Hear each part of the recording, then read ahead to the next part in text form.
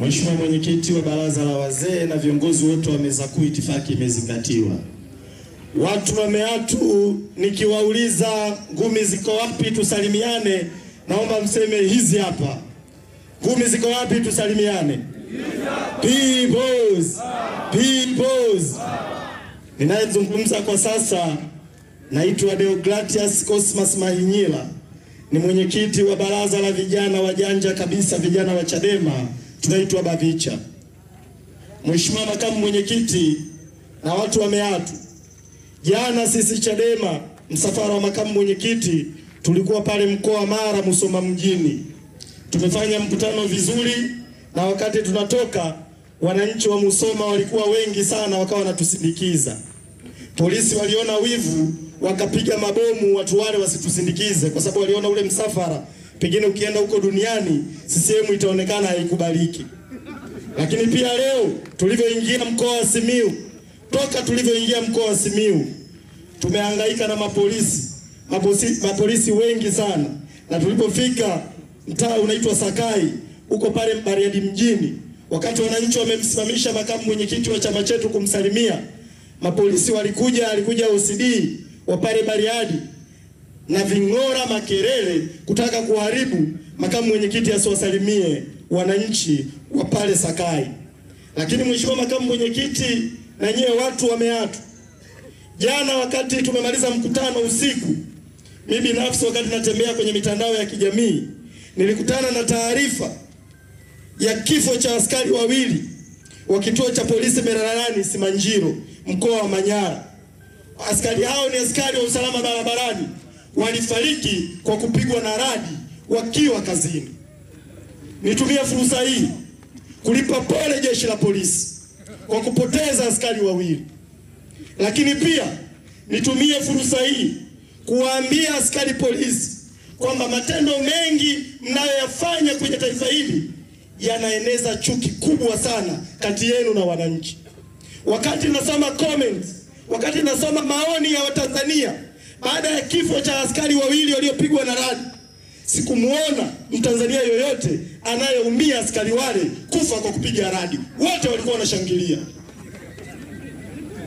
Nye polisi, na nimekuona RPC upo hapa. Hawa wananchi wa Meatu wakikuta jeshi la polisi wamepata ajali barabarani, wako askari polisi wamevunjika miguu na wanapigania uhai wao, pengine asitokee hata mmoja wa kuwasaidia hao askari. Watu hawa wanafanya hivyo sio kwa sababu hawajui nini kinatokea kati yenu na wao. Askari polisi mmekuwa mnashiriki kwa kiwango kikubwa sana kuwaumiza watu, na mnaumiza wakati mwingine kwa sababu mnatumwa na viongozi wahuni kama huyu mkuu wa mkoa wa Simiyu. Wake nani? Ukuu wa mkoa brother ni koti la kuwazima, utakaa nalo milele. Wako watu wengi walikuwa wakuu wa mikoa wa hapa Simiyu, leo sio wakuu wa mikoa. Unatumia nafasi yako ya ukuu wa mkoa kutugomanisha sisi vijana maskini na hawa askari. Hawa watu sisi tumesoma nao, na wenyewe ni maskini kama sisi, wamepigika kama sisi, lakini anatokea mtu mmoja amekabidhiwa. Hawa nao ni maskini kama sisi. Hata hizi sare zenyewe wanazoshona hizi walizovaa hizi zenyewe wanajinunulia wenyewe. Ndio maana unamwona huyu ya kwake imeiva kidogo, ya brother imepauka, na wenyewe wamepigika. Lakini wapo watu wamekabidhiwa ofisi za umma kama huyu mkuu wa mkoa kuwatumikisha hawa na kufanya wawe maadui zetu. Sasa nikwambie Kenani, sisi Chadema na hawa Tanzania wanayapigania ni maisha yao, na hakuna mtu yoyote ambaye anaweza akatutisha na akaturudisha nyuma. Kwa hiyo ukome, na tutarudi Simiyu hapa kufanya mikutano kata kwa kata, jimbo kwa jimbo, wilaya kwa wilaya, alafu tuone utatufanya nini. Usitishe bana. Hilo lilikuwa jambo la kwanza. Jambo la pili, mimi nimekuja kufanya kazi moja ya kitume mkoa wa Simiyu. Kazi ya nini? Na kazi yenyewe sio nyingine, nimekuja kuwasanua. Hebu wote semeni kutusanua. Nimekuja kuwasanua kwa sababu CCM na maisha yenu haijawahi kuwa kipaumbele. Chama cha Mapinduzi, nyewe watu wa Simiyu, sio kipaumbele chao maisha yenu. Ndio maana kila siku ya Mungu mnalalamika ajira, mnalalamika maji. Nimeambiwa miongoni mwa tatizo kubwa hapa Simiyu, hapa Meatu ni maji. Hicho sio kipaumbele chao. Ndio maana mnahangaika na huduma za afya. Sasa mimi natokea mkoa wa Dodoma. Mkoa wa Dodoma una mawaziri karibia 5. Mkoa wa Pwani una mawaziri karibia 5. Nyie watu wa Simiyu nikiwauliza, mna mawaziri wangapi wanaotokea Simiyu? Hakuna. Maana yake bora hata Magufuli kidogo alikuwa anawajali. Alikuwa ameteua baadhi ya watu kuwa mawaziri wanatokea huku mkoa wa Simiyu. Kwa Chama cha Mapinduzi akiwajali, ndio maana nimeambiwa hapa mna madini. Waziri wa madini anatokea Dodoma. Mimi kwetu Dodoma. Kule Dodoma sisi tunalima karanga. Sasa waziri wa madini ameteuliwa kutoka mkoa ambao shughuli wanayoifanya ni kilimo cha karanga. Nyie watu wa kanda ya Ziwa mna madini. Baada hata waziri atokea huku, hata waziri hajatokea huku. Sasa Waswahili wanasema mpende akupendaye, asiyekupenda ufanyeje? Unakutana na mtu yuko Simiyu, yuko Meatu, eti mimi Chama cha Mapinduzi. Dodoma kipo chuo kikuu kinaitwa chuo kikuu cha Dodoma, ni mali ya serikali. Nyie kanda ya Ziwa hamna chuo kikuu. Chuo kikuu pekee mnachokilingia ni chuo kikuu cha Sauti, mali ya kanisa Katoliki. Nyie hapa hamna hospitali ya rufaa. Sisi Dodoma kuna hospitali ya rufaa ya mkoa wa Dodoma. Kuna hospitali ya rufaa, hospitali ya Benjamin William Mkapa. Hizo zote ni hospitali za rufaa na hospitali ambazo ni mali ya serikali. Nyie hapa hamna hospitali ya rufaa hata moja. Hospitali ya rufaa mnayoingia ni hospitali ya Bugando. Nayo ni mali ya kanisa Katoliki, sio mali ya CCM na serikali yake. Ukikutana na mtu yuko hapa Meatu, anasema mimi ni mwana CCM, huwa nakumbuka swali lililoulizwa kwenye Wagalatia 3:1. Enyi Wagalatia msio na akili, ni nani aliyewaroga?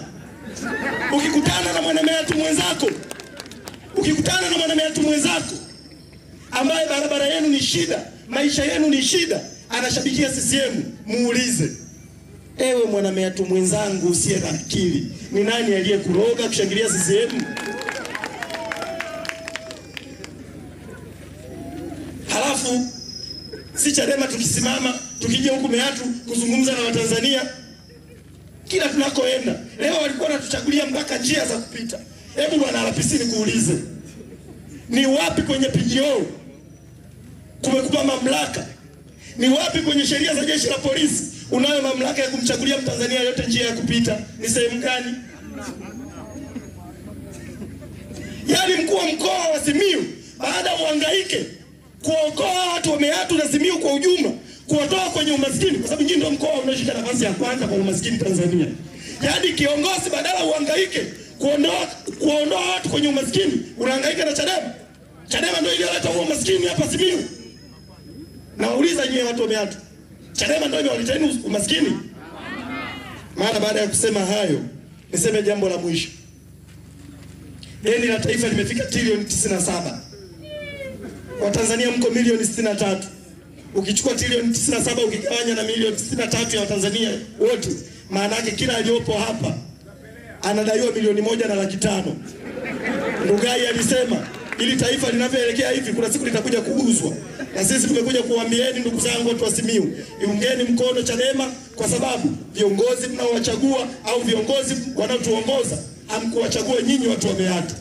No reforms, no election, ndio msimamo wa chama chetu, na tunawaombeni vijana wa Simiyu muiunge mkono Chadema mwaka huu, kama noma acha ikawe noma. Kusipokuwa na mabadiliko ya sheria za uchaguzi, huo uchaguzi wakafanye na wake zao. Asanteni sana.